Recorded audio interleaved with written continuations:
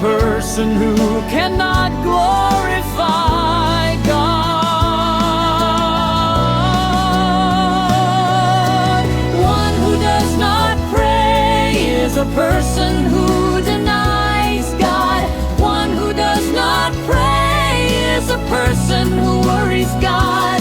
One who does not pray is a person separated from God. One who does not pray is a person who will never transform. One who does not pray will never be able to enter the house